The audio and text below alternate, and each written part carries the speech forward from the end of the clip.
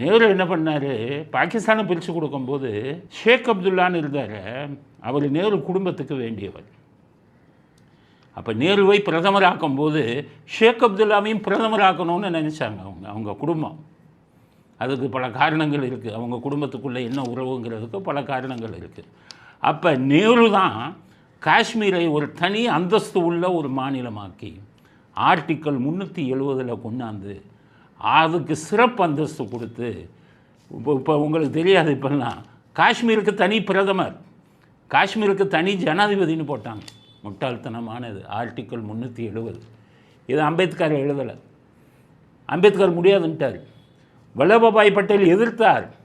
ஆனால் நேரு அவங்களெல்லாம் கூப்பிட்டு எனக்காக இதை பண்ணுங்கன்னு அம்பேத்கர்கிட்ட கேட்ட உடனே தான் அம்பேத்கர் ஆர்டிக்கல் 370 கொண்டு வந்தார், காஷ்மீருக்கு சிறப்பு அந்தஸ்து.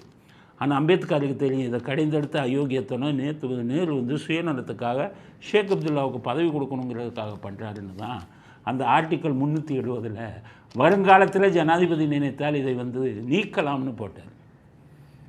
அதில் தான் இப்போ நீக்கப்பட்டது. ஸோ நேரு கொடுத்து விட்டார். கொடுத்து விட்ட உடனே ஷேக் அப்துல்லா பிரதமர் ஆனார், ஒரு ஜனாதிபதி போட்டாங்க, சுதந்திரம் ஆன உடனே கேலி கூத்து. அப்புறம் நேரு வந்து காஷ்மீருக்கு பிரதமர் ஆன உடனே காஷ்மீருக்கு போகணுன்னு போகும்போது ஷேக் அப்துல்லா நேருவை உள்ளே விட மாட்டேன்ட்டார்.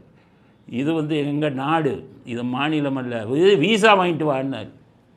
அப்போ தான் நேரு தன்னுடைய தவறை உணர்ந்தார். இவர்களுக்கு தனித்து சிறப்பு அந்தஸ்து கொடுத்தது தவறுங்கிறத அப்போ தான் உணர்ந்தார் நேரு. அதுக்கப்புறம் இந்திரா காந்தி வந்த உடனே தான் இரும்பு கரம் கொண்டு அடக்கி ஷேக் அப்துல்லாவை கைது பண்ணி நம்ம தமிழ்நாட்டில் உள்ள கொடைக்கானலில் சிறையில் வச்சுருந்தார் பல ஆண்டுகள். இப்படி அந்த ஆர்டிக்கல் 370 சிறப்பு அந்தஸ்து கொடுக்கக்கூடியதை நேரு கொண்டு வந்தார். அதுதான் இன்னைக்கு வரை இன்னைக்கு பிரச்சனையாக இருப்பதற்கு காரணம்.